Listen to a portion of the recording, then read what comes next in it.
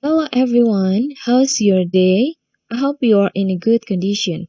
Well, today I'm going to give a short discussion of Tryout 1. Hope you can enjoy listening to this video and give a clear explanation of what you have done before. Here, I'll tell you that there are 40 questions in Tryout, jadi ada 40 pertanyaan di dalam Tryout. It is consists of 3 parts, terdiri dari 3 bagian. The first one is fill in complete dialogue, ada 10 pertanyaan, and the second one answer question based on the dialogue, menjawab pertanyaan berdasarkan dialog, ada 9 pertanyaan, and the last one is answer questions based on the text. Menjawab pertanyaan berdasarkan teks ini ada 21 questions yang terdiri dari 7 jenis teks. And at last, I'll give you some tips to finish each of the parts. Nanti di bagian akhir akan Miss bagikan tips cara mengerjakan dari masing-masing bagian. Okay, let's start our discussion. Okay, this is the parts and part 1. Ini adalah bagian-bagian di part 1. Tadi ada 9 questions. Jadi ada 7 jenis materi atau subjek. The first one is menawarkan dan meminta jasa dan responnya atau offering help and asking for help. The next one is memberi dan meminta pendapat dan pikiran atau agreement dan disagreement. Di sini ada 2 pertanyaan terkait dengan agreement dan disagreement. And the third one is passive voice atau kalimat pasif. Ada 1 pertanyaan. And the next one is past event atau kejadian di masa lampau. The next one is asking and giving suggestion, memberikan dan meminta saran. Ini di sini ada 2 pertanyaan. And the next one is formal invitations, undangan formal. And the last one is conditional sentence type 1, kalimat pengandaian tipe 1. Okay, here we go to the first subject. Nah, this is the example of expressions in offering help beserta dengan responnya. Jadi ini adalah contoh dari expression menawarkan bantuan. Di sini ada contoh responnya, ada accepting, menerima, atau refusing and over, atau menolak. Nah, kalian bisa baca sendiri dan silakan dipahami masing-masing. Selanjutnya, kita akan lihat langsung ke pembahasan soal. Oke, this is the example of question number 1. Di tryout ini nomor 1. Kita baca dialognya. Rian, why don't you wear a sweater? It's very cold tonight. Shiva, oh, I forgot to bring my sweater. I didn't really expect it could be like this. And Rian, blah blah blah, I have another one in my suitcase. Oke, cara menjawab pertanyaan seperti ini adalah kalian tinggal langsung melihat pilihan jawaban. The first one, silahkan lihat pilihan jawaban. Lalu kalian identify each of the expression. Kalian mengidentifikasi masing-masing dari expressionnya. Kita lihat contoh yang A. A. Shall I lend you mine? Mau kupinjami punyaku? Ini adalah expression of offering help, menawarkan bantuan.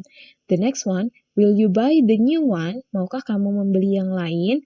Ini adalah suggestion, saran. Dan C, would you lend me your coat? Maukah kamu meminjamiku jaketmu? Ini adalah expression asking for help, meminta bantuan. And the last one, would you like me to borrow others? Maukah kamu kupinjami punya yang lain? Ini adalah asking for help. Borrow di sini meminjam ya. Meminjam, kalau lend itu meminjamkan. Kalau borrow itu meminjam. That's the difference. Nah, jadi berdasarkan dari identifikasi masing-masing expressions, kita bisa lihat bahwa jawaban yang paling tepat adalah yang A. Oke. Shall I lend you mine? Nah, kita lihat di sini pembahasannya. Melihat dari respon I have another one menandakan bahwa Rian ingin meminjamkan sweaternya pada Shiva. Lend di sini berarti meminjamkan. Nah, di sini I have another one in my suitcase. Saya punya yang lain saya punya jaket yang lain atau sweater yang lain. Jadi jawabannya adalah yang A. Oke, next. Let's move to the second subject. Oke, memberi dan meminta pendapat atau pikiran, responnya itu ada agreement dan disagreement. Oke, this is the example. Agreement di sini adalah setuju, disagreement tidak setuju. Jadi ketika seseorang memberikan pendapat, ada 2 kemungkinan responnya, setuju atau tidak setuju. Di sini contohnya, I agree with you, I don't think so. Lawannya, And I think so, bisa I'm afraid that's not true, yang tidak setujunya. Nah, yang perlu kalian pahami di sini adalah kata I couldn't agree more. Nah, I couldn't agree more itu saya sangat-sangat setuju. Dan di lain sisi, I couldn't disagree more. Saya sangat-sangat tidak setuju. Nggak bisa tidak setuju lagi, berarti sangat-sangat setuju ya. Nah, this is the example. Nah, untuk pertanyaan terkait dengan agreement disagreement, sebenarnya cara paling mudah adalah kalian dengan mengetahui kisi-kisinya ya. Kalau kisi-kisi agreement disagreement itu yang jelas ada di nomor 3 dan 4. Nah, kalian lihat untuk nomor 3 dan 4, itu cara paling mudah adalah langsung melihat pilihan jawaban. Kalian langsung membedakan dan mengidentifikasinya. Di sini bisa dilihat, I don't think so, itu disagreement, ketidaksetujuan. B, I feel the same with you, itu agreement, setuju. Absolutely, I agree with you, ini jelas setuju. And D, I definitely easy to catch the idea. Saya sangat setuju berarti. Jadi jawabannya adalah yang A. Jadi untuk ketika di tryout nanti, untuk nomor 3 dan nomor 4, kalian bisa langsung mengidentifikasi langsung dari pilihan jawabannya. Cari jawaban yang paling berbeda. Seperti itu. Dan next, let's move to the next part is passive voice. Nah, ini adalah pola kalimat dari passive voice. Subject, to be, past participle, and rest of sentence atau keterangan ya. Di sini yang biasa digunakan adalah simple present yang menunjukkan waktunya sekarang, present continuous itu juga sekarang, simple past lampau, present perfect itu dimulai di masa lalu sampai sekarang, lalu future yang akan datang. Nah, perbedaannya adalah di sini ada to be dan past participle. Untuk to be dari simple present itu menggunakan is, am, are. Lalu past participle itu yang biasanya ditambah ed belakangnya. Nah, untuk yang present continuous itu is plus being. Being itu menandakan sedang.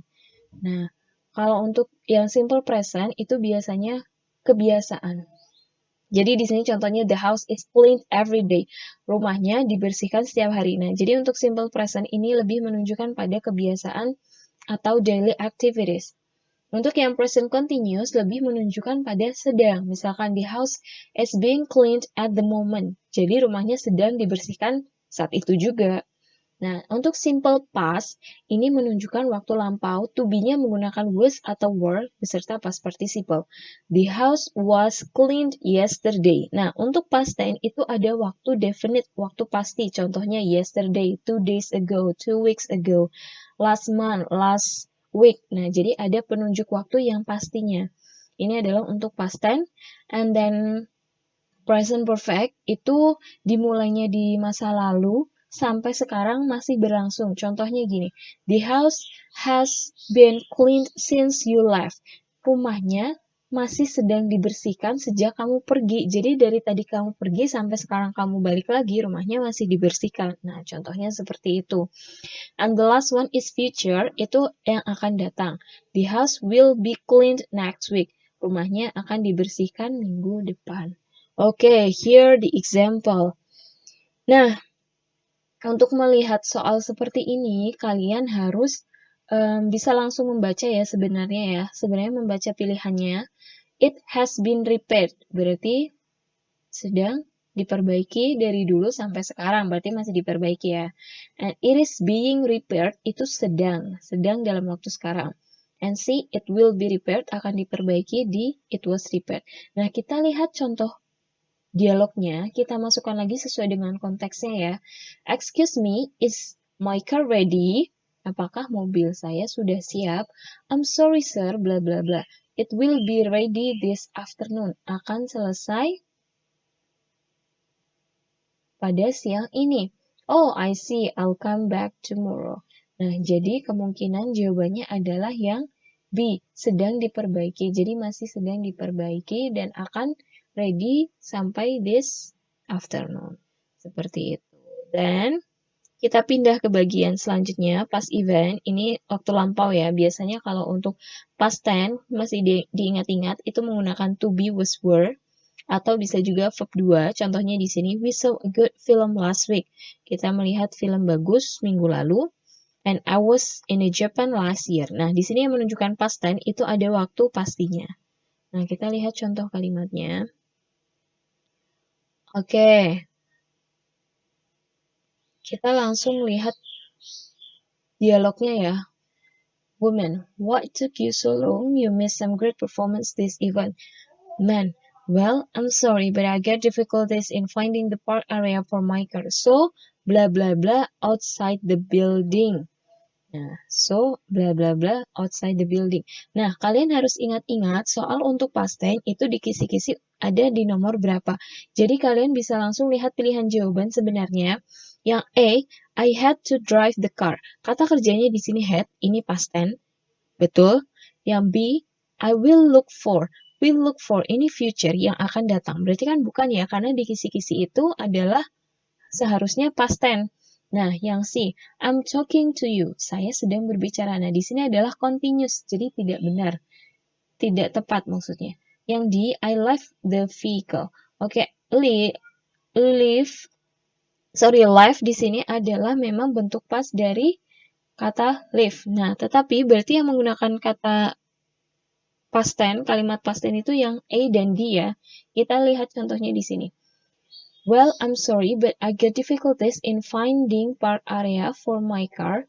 So, jadi saya kesulitan mendapatkan area parkir. Jadi, titik-titik saya harus menyetir mobil keluar bangunan atau saya meninggalkan kendaraan di luar bangunan. Nah, jawaban yang paling tepat adalah yang E. Jadi, kalian bisa langsung memahami dari kisi-kisinya dulu. Kalau dilihat dari kisi-kisi soalnya ini past tense, berarti langsung dilihat pilihan jawabannya. Oke, next, let's move to another section, itu asking and giving suggestion. Ini adalah expressionnya, asking seperti ini, asking itu meminta saran, giving itu memberikan saran, and the example-nya di sini, oke. I feel suddenly get stuck bingung ya. It's difficult to give the last touching in this sketch. I think bla bla bla. You can continue your work tomorrow. Berarti kan disuruh istirahat ya. Nah, jadi jawabannya yang C. Nah, dan selanjutnya ini formal invitation. Ini pilihannya, ini kalimat untuk mengundang, ini ekspresinya seperti ini, responnya ada accepting and declining. Ini example-nya. Nah, kalian langsung bisa baca konteksnya di sini. Are you free tomorrow morning? Ini adalah kalimat mengundang. Responnya I love to. Nah, dia mau that's my favorite band. Nah, kata kuncinya adalah band. Berarti undangan nonton band yang mana? A, B, C, D. Jawabannya yang D. Kalau ini kan acaranya tidak sesuai ya. Nah, next is conditional sentence. Oke, diingat-ingat bahwa conditional sentence adalah kalimat pengandaian yang terdiri dari if clause dan main clause. If itu yang menggunakan ada if, subject plus verb 1 dan predicate, dan main clause menggunakan subject plus will plus verb base dan predicate. Diingat-ingat, subject verb 1 pasangannya dengan will dan verb base. Contohnya seperti ini. Nah, kalau kalian lihat langsung nomor 10, diingat-ingat kalau nomor 10 itu pasti conditional sentence. Jadi kalian bisa langsung lihat jawabannya yang merupakan tipe 1. Kita lihat yang A. If you study, verb 1 ya. With all your efforts, you will definitely pass. Will plus verb base. Betul ya yang A. Nah, yang B. Kenapa salah? Oke, if you study verb 1, bla bla bla, would definitely. Would itu verb 2. Ini adalah salah ya. Harusnya adalah menggunakan will. Nah, yang C, if you studied. Nah, study di sini verb 2. Di sini ada would. Nah, ini adalah sebenarnya conditional sentence tipe 2. Nah, sementara di sini kita menggunakan conditional sentence tipe 1. Dan yang D ini adalah tipe 3. Had studied, had plus verb 3, dan would have verb 3. Seperti itu.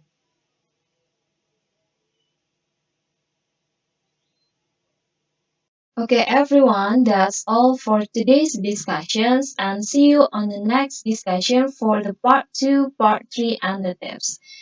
Enjoy your day and bye-bye!